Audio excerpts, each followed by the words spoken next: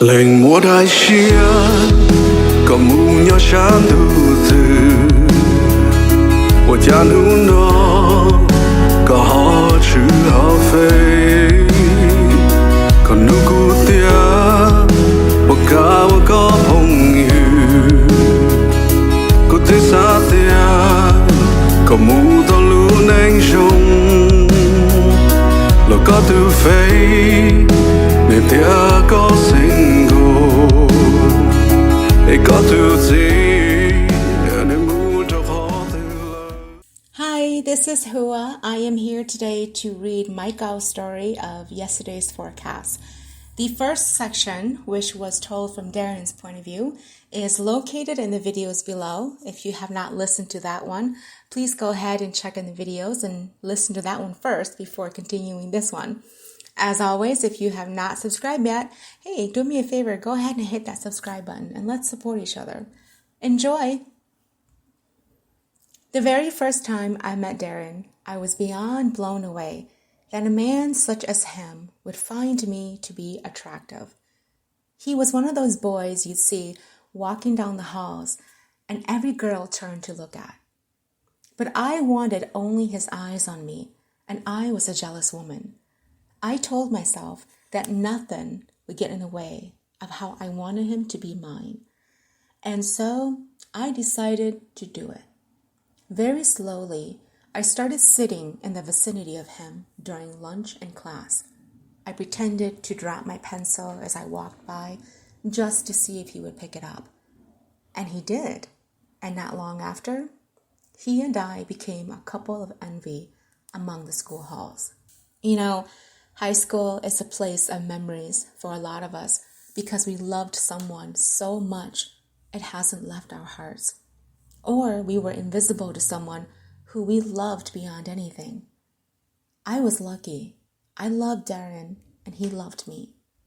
When he was close to me, it brought to me a place of safe haven and uplifted my broken hopes. He was not only handsome, but he was the guy who I imagined being tied to forever and having his children. But I'm not all peaches and cream. I made a mistake. And that mistake cost me Darren. I remembered when Nick came into town for the state playoff game and our eyes locked gazes. You see, I thought that only Darren could make me feel that way. But when Nick glanced at me, I felt as if my heart was skipping beats. I knew Nick was dangerous because he lived with the wind. Wherever it blew, he went. And it was that mysterious journey that bedazzled me into his arms. I knew that with Darren, I was safe. I always would be. But with Nick, it spoke of many unvisited places, and I wanted that. To this day, I will never forget the look in Darren's eyes when he saw me with Nick for the first time. It was pure torture, and the way how he slowly lowered his hand and walked away from me without a single word burned a hole in my heart.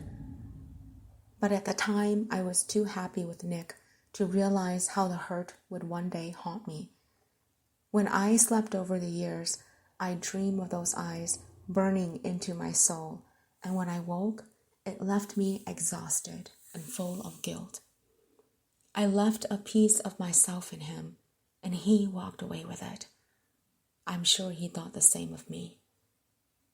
When I compared the two men, I always found that Darren came up safe. And he was safe. He was the type of man you brought home to introduce to your parents. He was the man who would build you a home and worked a 9-to-5 job and give you a yard full of children. In the back of any girl's mind, that was their father growing up. It was a security blanket, because it made them feel that they would be safe and protected, always. And then when the wind blew Nick into my life, I realized how seductive it could be to live on the wild side without knowing everything. Nick was a hockey player from New York City, a place I'd only read of in books and never traveled to. He was tall, strong, and his arms lingered of an intoxicating seduction that lured me in. When he looked at me, it was like he began pulling everything out of me to own, and I was left completely breathless. And I liked it because it was dangerous, because it was new. So when he offered me the back seat of his motorcycle, I hopped on, took his last name, and never looked back. Until the honeymoon phase disappeared, and all I was left with were dirty socks never put away, and an absence of a lover who'd rather spend his nights drinking with his buddies. As I slept alone in the apartment on the 18th floor with 10-feet windows overlooking New York City and saw the twinkle of the lights toying with my regret, did Darren's name come up into my mind. It had been 15 years since I'd left Darren, and I was beginning to feel the small introductions of regrets tingling up my spine, reminding me what I had left behind. At first, I thought getting over me would be hard to do, because I did held myself in a pretty high position when it came to Darren. But then I remembered when I first saw his Facebook post with Lisa, and it broke my heart. I was now getting a taste of my own medicine. It literally left me almost broken and reaching for the wall for support. In the back of my mind, I'd always thought I was irreplaceable and that no one on earth could ever measure up to me. But I was wrong. In the photo I saw of him with Lisa, she was smiling and leaning away from him, while he was slanting his body forward, as if keeping her from moving from his hold.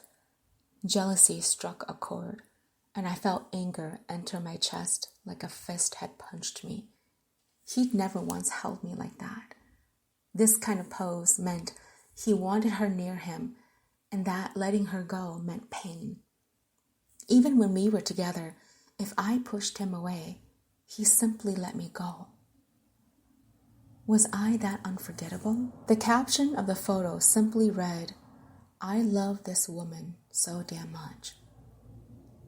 It wasn't the part about loving her that made my heart break out in envy. It was the damn much that made me see red.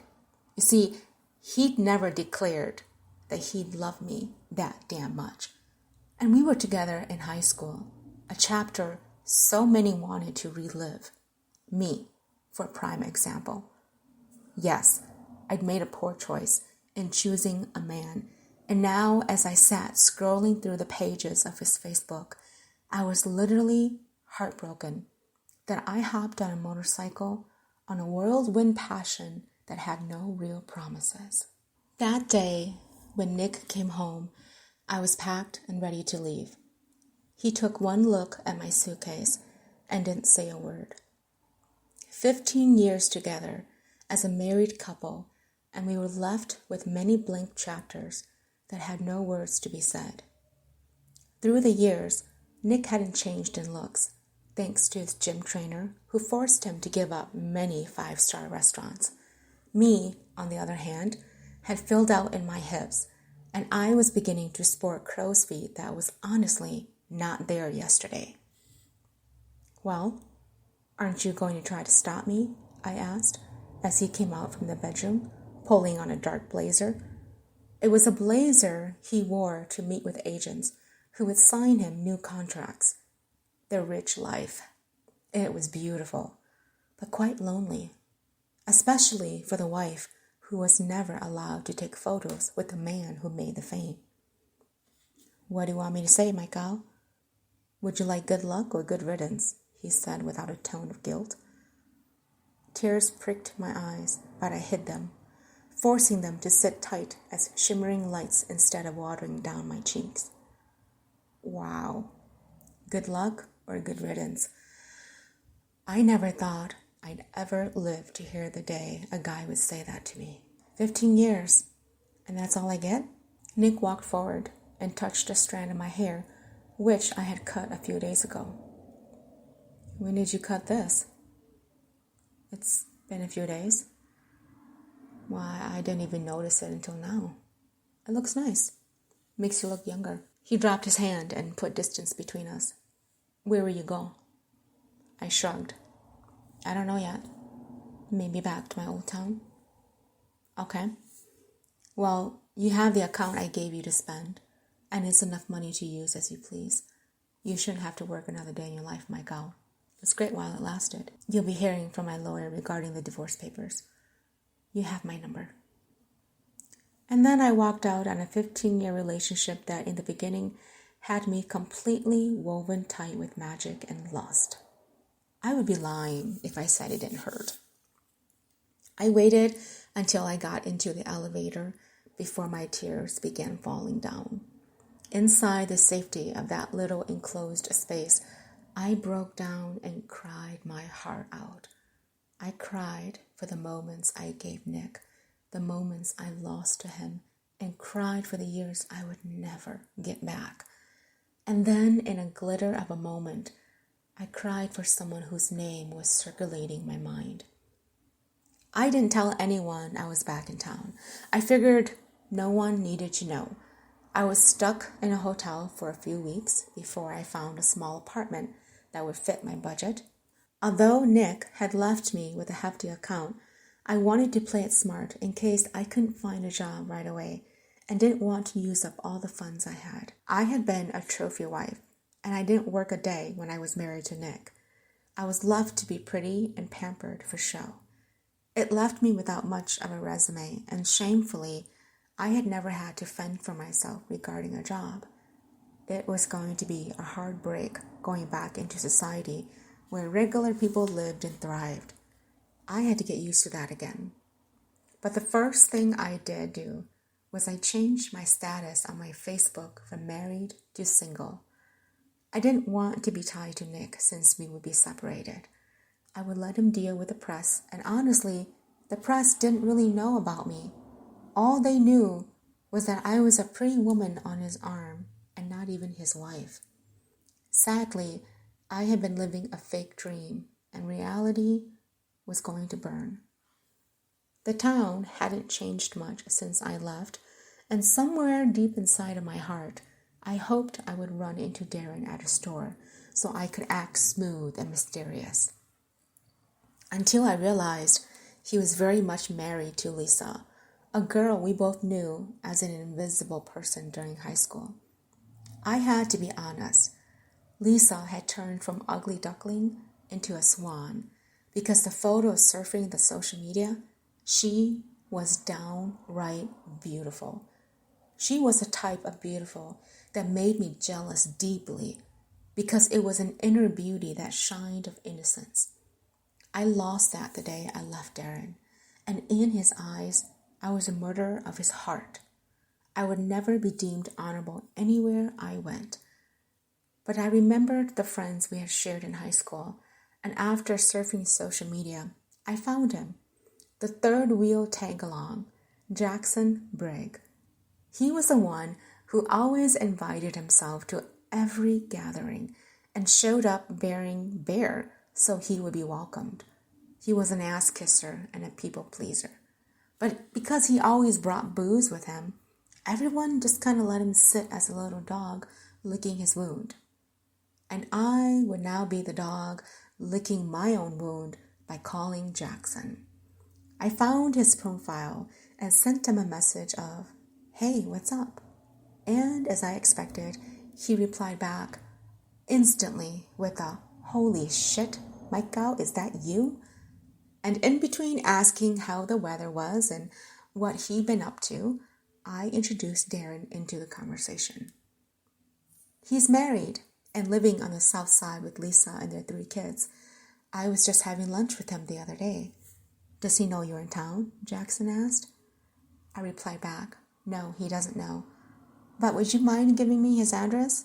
Maybe I could stop by to say hello on a good day."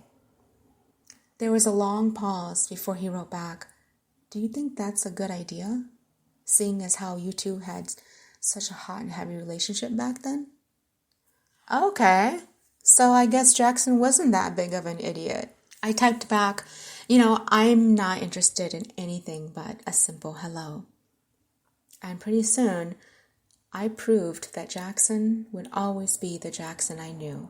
A message popped up with Darren's address. I had thought long and hard as I swiped through Darren's photos on social media. He had changed from the lanky guy into a household man, the dad bod, as so many called it. His hair was thinning and his body had filled out, but the eyes still showed the same man I had fallen in love with so many years ago.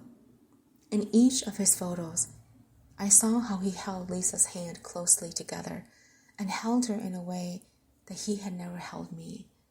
The more I looked at their photos, the harder it was to accept that I had made a mistake. I was beginning to get jealous of their life, and I wanted what Lisa had. And without thinking, I sent a friend request to him, hoping that he would reply with a confirmation of being friends. I remembered how alone I began to feel when Nick started to forget about me. In all of my life, I never thought I would be forgettable. But in Nick's eyes, I was actually easily forgettable, and pretty soon, I was invisible all at once. The life I lived with Nick was a high, expensive, fast life where everything I wanted was at the tip of my fingers. If I walked into a Coach store, I could buy whatever and walk out without calculating if it made a difference in my bank account. For a moment there, I did enjoy it because I grew up on a different side. It was nice to wake up not having to worry about when the next paycheck would be in. As intoxicating and alluring as it was also very lonely. I had all these brand name clothes, shoes, and purses, but nowhere to go, and if I did go, nobody knew who I was. I was always cut out of the photos the press took of Nick and I if we were caught dining together. Nick never introduced me as his wife. I was always a friend. And honestly, I don't know why I stayed with him that long. Maybe it was because I was comfortable. But when I woke up the next morning and realized that friend requests had remained unanswered, it hit me that I needed to do some damage to bring myself back into the picture. I was tired of being left unseen, left unread, left unsatisfied. And so I took the action to send him a message of a simple word. Hi. There. Let's see what he would say. When you are waiting for a reply from someone, it seems the whole day goes wrong, and that's exactly what happened. The whole day just went wrong. I burned my toast, my car died, and I chipped 3 nails. And at the end of the day, no reply from Darren. So I decided I needed to do some physical damage where I would just show up at his house. And if you are guessing I took extra care in making me look unforgettable, you are right. I did. The house was a very small, cozy, quaint house that I had always pictured Darren to live in. When I knocked on the door and Lisa opened, I was met with a wave of guilt as I looked into her shocked eyes. In person, she was a lot prettier than I expected, and that made my gut ache. She had grown beautifully into a woman who did deserve Darren's love, honestly. And after 3 kids, she definitely made me feel insignificant. Oh my God, Maikao, is that you? Lisa asked after her initial shock wore off. Hi, are you busy? Can I come in? I said. She stood a moment before she stepped aside and welcomed me in. The house was decorated with a touch of romantic floral, which I never expected to see, especially when I knew Lisa was a very chic and modern woman. But time could change anyone. Look where I was right now. Pictures of their family hung around, and I felt the love of a family slap me in the face. Are you visiting, or are you back for good? Lisa asked. I think it was a question to ask if she should be aware of a past competition. I had to give it to the woman. She was quite smooth in showing how little effect I had on her. She was truly beautiful, and when the sparkle of the ring caught my attention, I nearly broke down. That ring showed that Darren had made her his wife. I'm debating. It didn't work out with me and Nick. I wasn't sure why I told her that. Perhaps because she was so kind in offering me to come in that it made me begin by sharing how vulnerable I was. Her face broke into despair. I'm so sorry. Are you okay? Do you need help with anything? This surprised me as she handed me a drink. I took it and walked to sit down at the table. When she joined me, her eyes told me she was curious as to why I was really there. I gave her a polite smile. Lisa, I don't want you to judge me in a poor way. I'm not here to ask for help. I came to visit. What she said next was like a slap in the face. Well, Darren isn't here if you're curious. It left me speechless, and after no reply, she continued. Look, Maikao, let's not pretend, okay? I know who you were to him and what your relationship was like. Why exactly are you here? Lisa, I came to visit, to get closure. I'm fighting my own demons. When she looked shocked, I went on. Yes, a person like me, who may look perfect on the outside, has inner demons that are quite evil. You just don't know. I'm sorry. Don't be. It's my own weight to carry. I'm actually still in disbelief in how my life has turned out. I made choices. Some were poor, but I will have to own up to it. I thought back to life in high school, and I said, do you remember in high school that one day when Darren came to school dressed up as a woman for Halloween? How horrible he betrayed a woman and how he was the laughingstock of the whole school? She laughed. Oh my God, how could I forget? Those were some horrendous pink slippers he wore. We were laughing together when Lisa's eyes shifted, and I turned to find Darren standing at the doorway with roses in his hands. Lisa stood and put her hands together. Look who it is! Maikao was in town and came by to visit. It's been ages, hasn't it? Lisa said with a bright smile. I watched as Lisa went to hug him. He handed her the roses, and I could see the shock swimming in his eyes. In person, living and breathing, there he was. Hi, I replied. I hope you don't mind me dropping in like this. I was just around the corner and thought I'd stop by. Lisa waved her hands as she put the roses into a vase. Of course not. Will you stay for dinner? I turned to his wife and smiled gently. You're so kind, but no, thank you. I have to get going. I just wanted to say hi and hope that we could catch up on time. I began gathering my things, and Darren stepped to the side to allow me to leave. As I did, I purposely brushed my elbow against his. Lisa followed me and walked me to the door. She opened it, and I stood there, hoping that he would call to me, saying something to me. But it was complete silence, and Lisa must have felt the same awkwardness too, because she gave me a smile that didn't reach her eyes. Thanks for stopping by. It's good to see you. Yes, you too. Thanks. I turned and walked out as she closed the door behind me. As I stood on the front porch, I realized this was a huge mistake. I shouldn't have done this, and it was something I would have to forgive myself for. As I sat in bed later that night, I felt compelled to apologize for what had happened. I needed to find some sort of closure. So as I swiped the social media icon to life, I clicked back into the message thread he'd left unread and began typing out a message to him.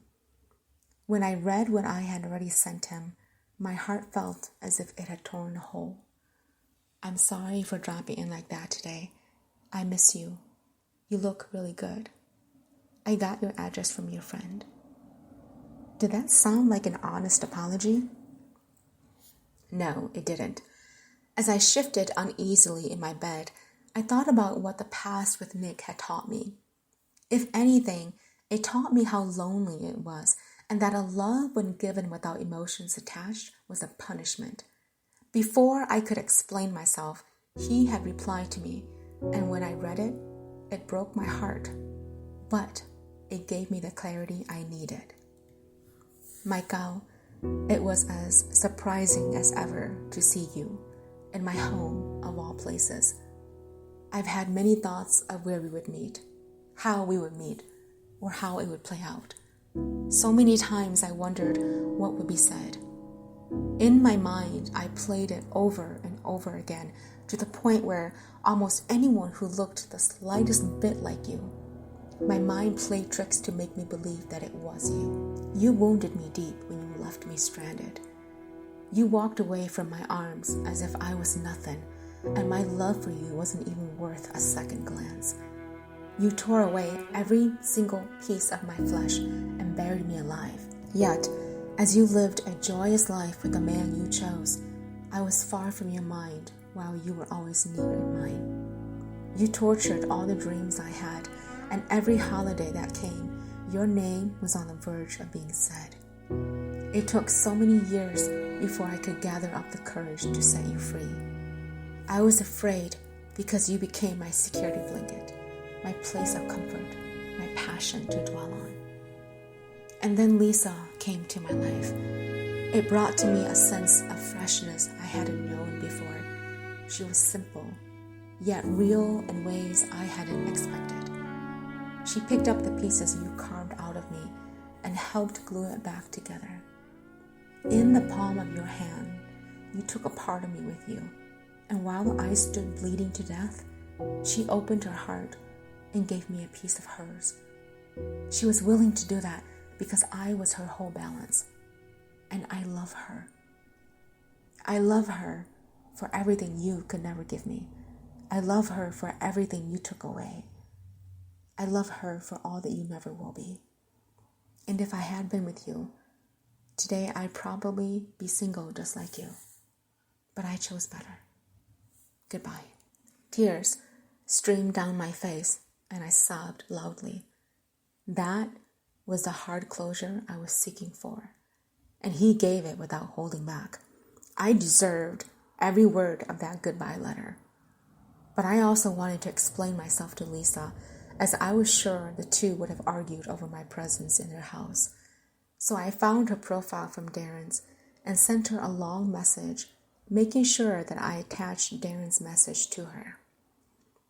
Dear Lisa, first and foremost, I want to apologize for showing up at your house unannounced like that. It was wrong on so many levels, and I will spend the rest of my life forgiving myself for doing that to you. You are such a beautiful woman, and it is no wonder Darren chose you as his wife. You gave him a piece of your heart while I broke it. This is the definition of a woman of worth. I applaud you. Please know that I found the closure I needed in this letter that Darren wrote to me regarding his feelings for you. In this letter, you will find the deepest honest truth of what he feels for me and what he feels for you. No man could be more honest than this, and you are worth every word he claims you to be. I pressed the send button, and then I saw in a moment that she'd read it. She didn't reply back, and I wasn't expecting her to. She was a woman who held herself in different standards than I did. I was once someone's yearning and desire, but I no longer was, and I needed to know when to walk away. This was me walking away. Thank you for tuning in to the story of yesterday's forecast from Maikao's version. Stay tuned to hear Lisa's story in the next episode. Leej Muam Dai Siab có mu nhỏ sáng đủ từ我家nu nó có họ chữ họ phê